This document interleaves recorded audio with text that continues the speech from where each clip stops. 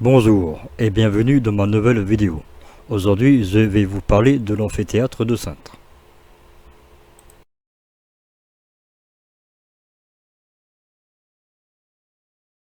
L'amphithéâtre de Saintes, également appelé les arènes de Saintes, est un ancien amphithéâtre romain construit à Mediolanum Sanctium, l'actuelle ville de Saintes, capitale de la Civita Sanctium, la cité des Santons, subdivision administrative romaine, et de la province de la Gaule antique. Sa construction commence peut-être sous le règne de l'empereur Auguste, 27 avant JC et 14 après JC, et se termine sous celui de Claude, 41-54 après JC, ce qui fait probablement l'un des premiers édifices de ce type, construit en Gaule. L'implantation de cet amphithéâtre mesure 126 par 40 et 101 par 60 mètres tirés au maximum profit du site naturel. Un étroit vallon contre lequel il est appuyé, ce qui permet de limiter au maximum l'importance des maçonneries à mettre en œuvre. Après l'abandon, sans doute dans la première moitié du IVe siècle, sous la reine se combat peu à peu. Ces maçonneries sont récupérées, mais ils restent toujours visibles dans le paysage urbain. Ces vestiges, bien conservés, sont classés comme monuments historiques par la liste de 1840, mais ils sont nécessaires périodiquement des travaux de restauration car ils sont naturellement tendance à se dégrader.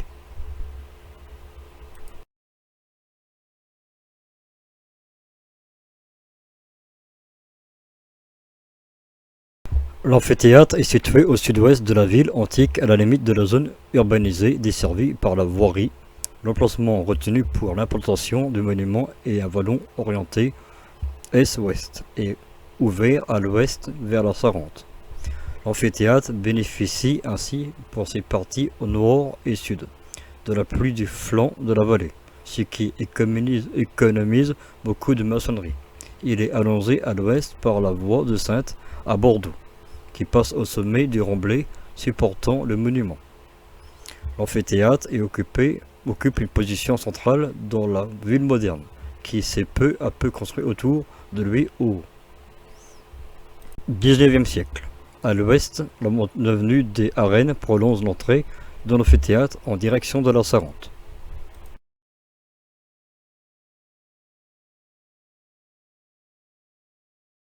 Peut-être commencé sous le règne de l'empereur Auguste, 27 avant JC et 14 après JC, il est terminé sous Claude, 41-54 après JC.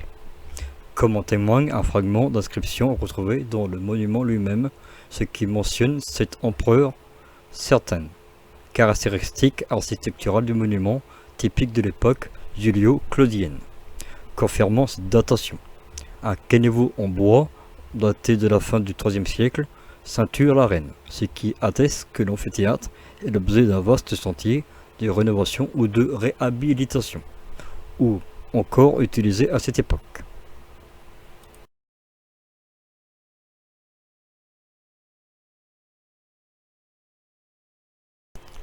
Dans la première moitié du IVe siècle, pourtant le monument semblait délaissé, et son arène commence peu à peu à se combler.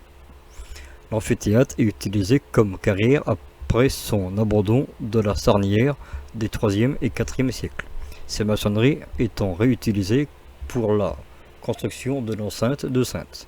Peu lors du Moyen-Âge, au 8e siècle, un habitat est installé dans sa cava. Il est reconnu dès le XVIIIe siècle comme édifice de spectacle antique. Des relevés de ces ruines sont alors réalisés et en 1840, l'amphithéâtre rejoint sa première liste des monuments historiques, son classement étant confirmé en 1914. Des fouilles ont eu lieu en 1877, en même temps que les monuments est dégazé et restauré, ce qui permet de reprendre épisodiquement sa fonction de lieu de spectacle à partir de la fin du XIXe siècle, aux dépens de la préservation des vestiges.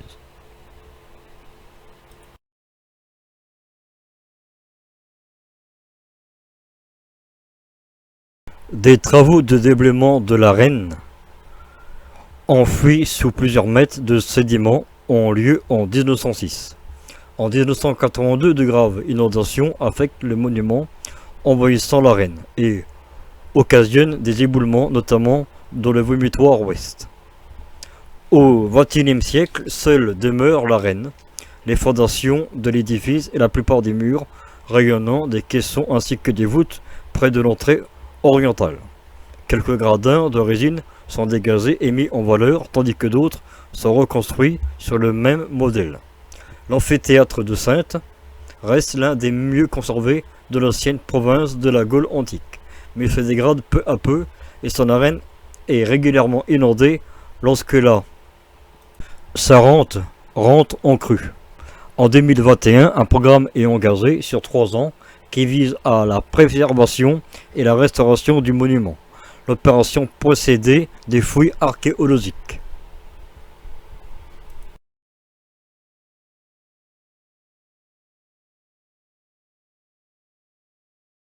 La construction de l'amphithéâtre met à profit le relief naturel. Les flancs rocheux nord et sud du vallon sont retaillés pour accueillir une partie de la clava.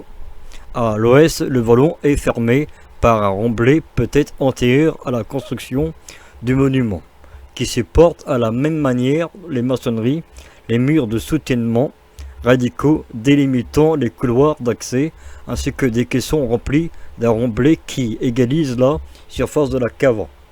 Structure pleine. Seule la partie orientale de l'amphithéâtre, tournée vers la Sarente, est intégralement construite sur des voûtes rayonnantes. Structure creuse. C'est de ce côté seul que la façade présente son développement maximal, avec 2 niveaux d'arcade. L'amphithéâtre de Saintes associe dans les caractéristiques d'un monument à structure pleine, comme à Senlis ou à Tours, et l'amphithéâtre à structure creuse, comme à Nîmes ou à Arles.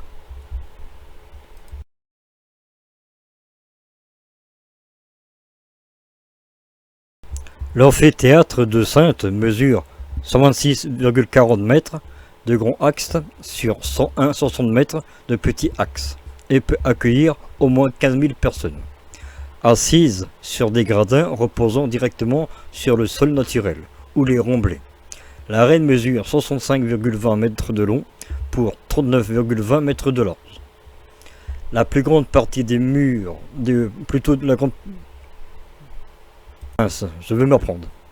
La plus grande partie des maçonneries sont réalisées en petits appareils, de petits moellons calcaires, murs annulaires et rayonnants, ou de pierres plates montées sur son voûtées à arcatures. Les grands blocs sont aussi utilisés pour les gradins, au moins les rangées les plus proches de l'arène, le mur du podium, les escaliers et les pieds-trois des entrées.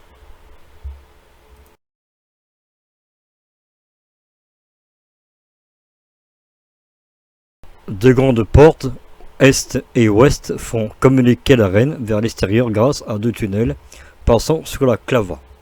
La porte Sarnavivaria, ou porte des vivants, s'ouvre à l'est. La porte Libertinis, porte des morts, s'ouvre à l'ouest, mais elle est murée et comblée à l'époque contemporaine.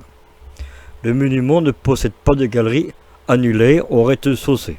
Ce dispositif n'existant qu'au premier étage et seulement près de la porte orientale. Cette galerie est accessible par l'escalier dans les traverses voisines de cette porte. D'autre part, une esplanade ceinture extérieurement l'amphithéâtre au nord, à l'ouest, à 10 ou 11 mètres au-dessus du couronnement de la clava. Depuis cette esplanade, les spectateurs peuvent gagner leur place par 28 escaliers qui descendent jusqu'au gradin, cet escalier étant bordé par des murs limitant les caissons des remblais.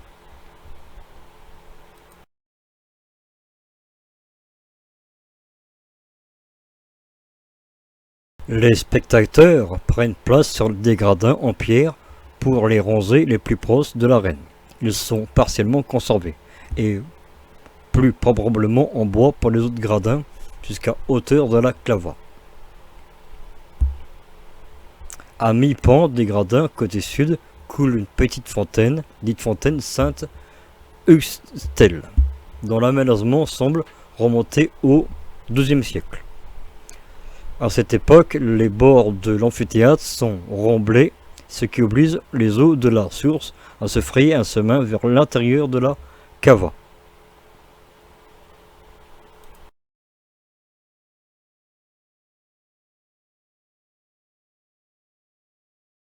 L'accès de l'arène se fait par deux entrées, est et ouest.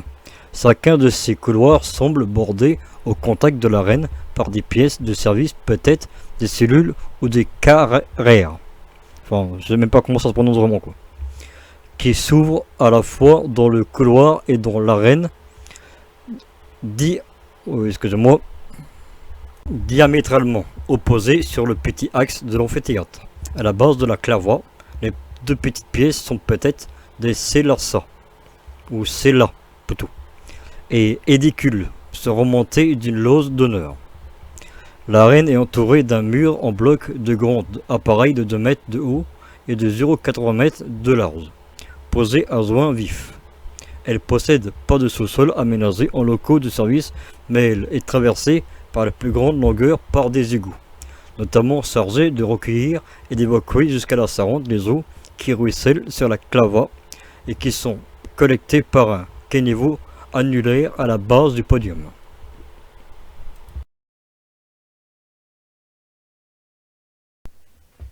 Merci d'avoir regardé les vidéos. Si la vidéo vous a plu, mettez un j'aime, partagez, abonnez-vous et à bientôt pour de nouvelles découvertes sur les histoires des sites archéologiques. À bientôt.